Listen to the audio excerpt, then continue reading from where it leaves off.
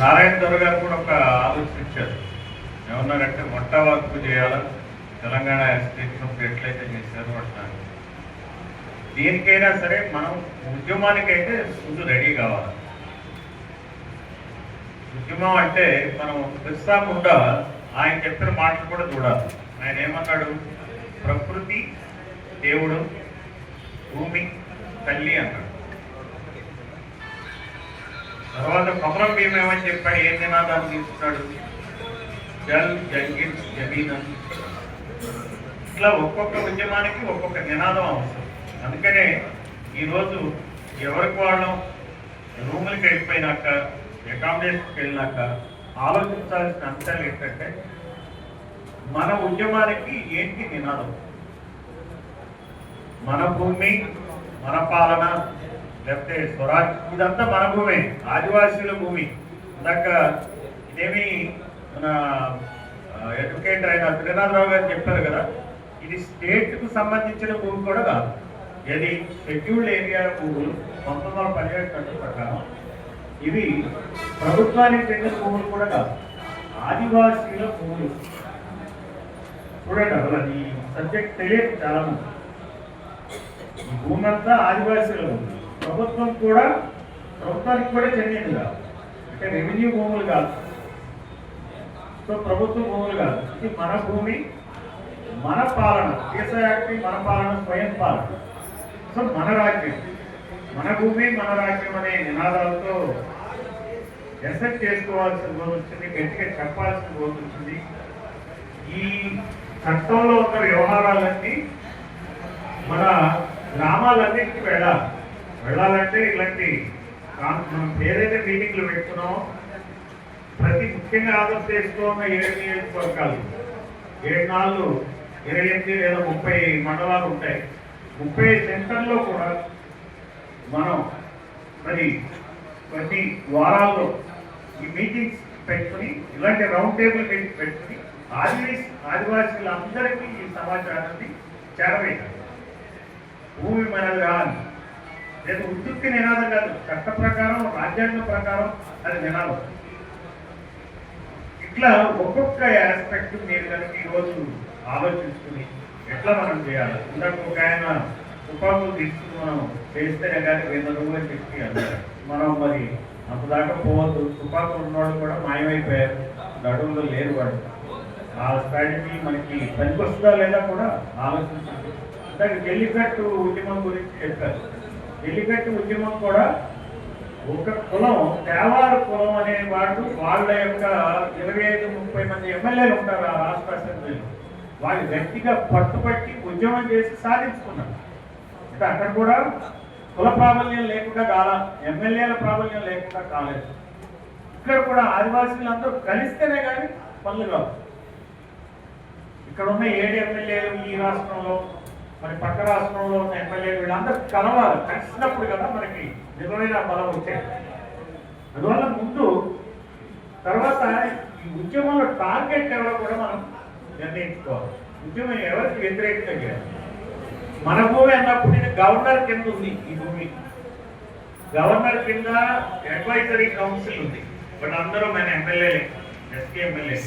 వీళ్ళందరినీ నిలదీయాల్సిన అవసరం కూడా ఉంది. ఇది గవర్నర్ ఇప్పుడు కేబినెట్ ద్వారా నిర్ణయాలు తీసుకోవక్కర్లా, గవర్నరే నిర్ణయాలు తీసుకోవచ్చు. అసలు గవర్నర్కి ఆ విషయం తెలుస్తుందో లేదో కూడా మనకు తెలియచెప్పాల్సిన అవసరం. గవర్నర్కి ఆయనకి అధికారాలు ఉన్నాయని గవర్నర్కి తెలియాలా?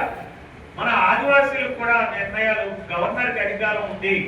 ఇక్కడ జగన్మోహన్ రెడ్డి, చంద్రబాబు గారు, గవర్నరే ముందు నిర్ణయాలు తీసుకోవాల్సిన అవసరం. ఎలా గవర్నర్లు వ్యవహరిస్తున్నారు అనే దాన్ని కూడా మనం ఎడ్యుకేట్ చేయాల్సిన అవసరం. తర్వాత కమ్యూనికేషన్, మీడియా. ఇందాకే అన్నారు కదా, మన మిత్రులు, మనం ఏదైనా మండలంలో మీటింగ్ పెట్టాలంటేనే ఒక 5,000 ఖర్చు అవుతుంది. అయినా కానీ ఎంత రాస్తారు వాళ్ళు? ఒక పోస్టల్ స్టాంప్ సైజ్ వార్త రాస్తారు. ఇప్పుడు మన వార్తలు రేపు రావు. అందుకనే మన మీడియా మనమే కమ్యూనికేట్ చేసుకోవాలి. దాన్ని కూడా ఆలోచించాలి. రేపు పొద్దున ఎన్నెన్ని యూట్యూబ్ ఛానల్స్ ఉన్నాయి, ఎట్లా చేయాలి, ఏం చేయాలి, ఎలా, ఇట్లా రకరకాల అంశాలని రేపు డిసైడ్ చేసుకోవాలి. తర్వాత మనకి ఒక ఐడెంటిటీ కూడా ఉండాలి.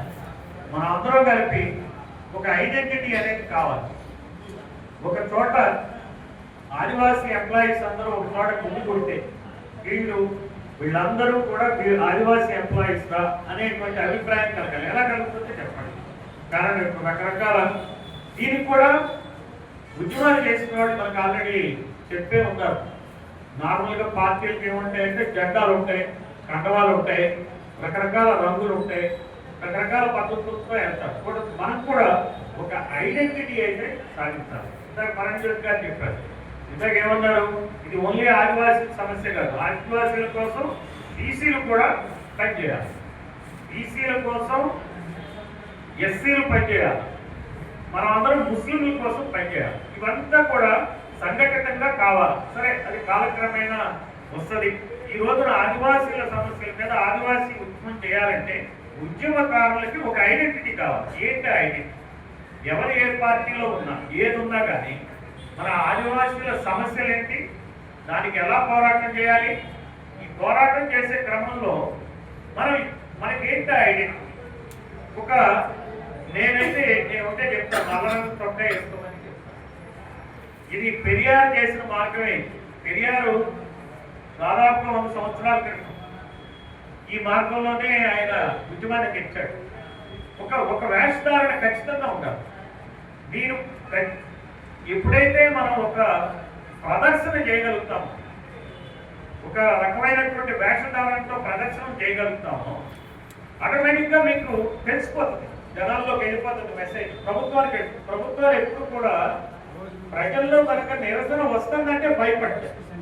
ప్రభుత్వాలు ఇప్పుడు ఏ రోజు ఆ రోజు ఎందుకు భయపడతాయంటే, ఒక్కొక్కటి వాళ్ళు వేల కోట్ల రూపాయలు సంపాదించుకోవాలి. ఏ ప్రభుత్వం అయినా ఒక సీఎం గారి ఉన్నాడు అనుకోండి, ఒక చంద్రబాబు నాయుడు కావచ్చు, ఒక జగన్ కావచ్చు, ఒక కేసీఆర్ కావచ్చు, ఒక రేవంత్ రెడ్డి కావచ్చు, ఎవరైనా కావచ్చు, వాళ్ళు కనీసం 4-5 వేల కోట్ల రూపాయలు సంపాదించుకోవాలి. మళ్ళీ అధికారంలోకి రావాలి. వాళ్ళ మీద వ్యతిరేకత ఉంటే ఓడిపోతారనే భయం ఉంటుంది. సో ఈ భయాన్ని కలిగించాలంటే మనం అందరం కలిసికట్టుగా ఒక ప్రదర్శన పూర్వకంగా చేయాలి. ఎందుకంటే ఒక్కో పార్టీలో ఉన్నారు, 4 రకాల రంగుల జెండాలు తీసుకుని పరిగెడతారు. అట్లాగా ఎవరు ఏ పార్టీలో ఉన్నా కానీ ఆదివాసీల సమస్య మీద మేమందరం ఒకటి అనేటువంటి అభిప్రాయాన్ని తీసుకురావాలి. దానికి ఒక వేస్తారని కాదు. ఇప్పటికిప్పుడు అందరూ కలిపి ఒక పార్టీ ఫామ్ కట్టి పార్టీ